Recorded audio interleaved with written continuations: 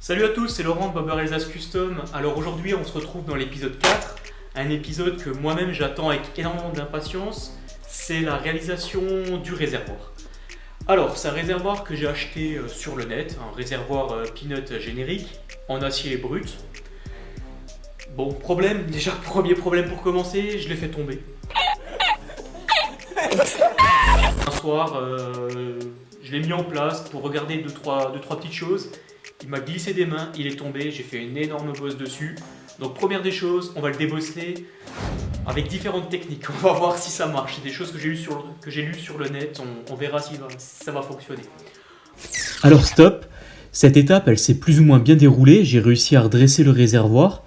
Mais lors du montage de la vidéo, je sais pas ce que j'ai fait, mais j'ai perdu tous les rushs. Donc j'ai plus aucune image du redressage du réservoir. Désolé. Ensuite, j'aimerais réaliser un bouchon d'essence sur mesure. J'ai vraiment une idée un petit peu sympa avec des pièces que j'ai récupérées. La caloto c'est moi, Jessus. Ensuite, on va implanter une jauge externe pour quand même connaître le niveau d'essence parce que sur ces vieux modèles, il n'y a pas et j'ai pas envie de mettre de jauge électrique.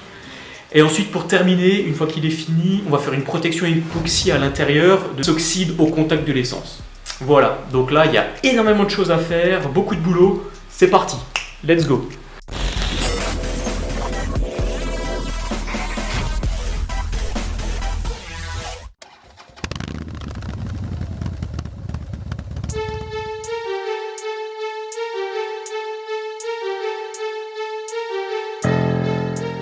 Allez, c'est parti.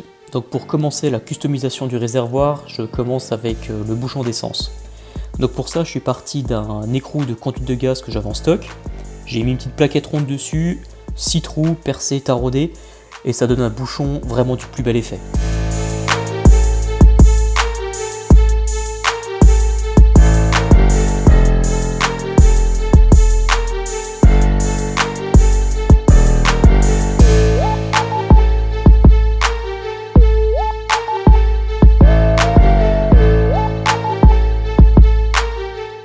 Voilà, le gros du boulot commence maintenant.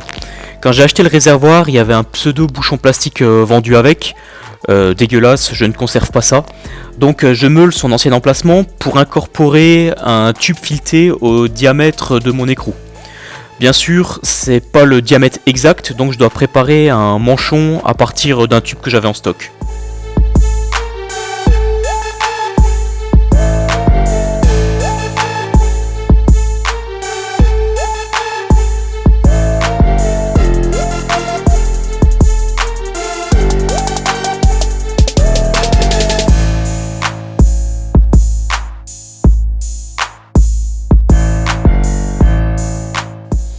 J'ai enfin réussi cette soudure de l'enfer. Toute la difficulté a été de souder un tube de 2,5 mm d'épaisseur sur un réservoir qui fait entre 5 et 7 dixièmes. J'ai dû continuellement changer l'intensité de mon poste pour trouver les bons réglages, mais finalement la soudure est là et le rendu est au top.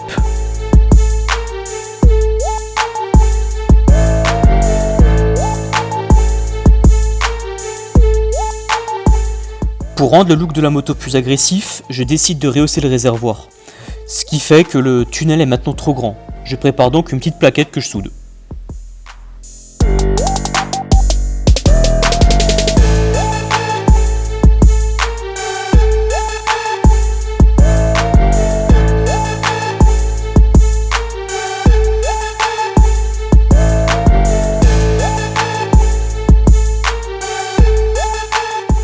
On arrive à la dernière étape, installer provisoirement le robinet et mettre les pattes de fixation du réservoir.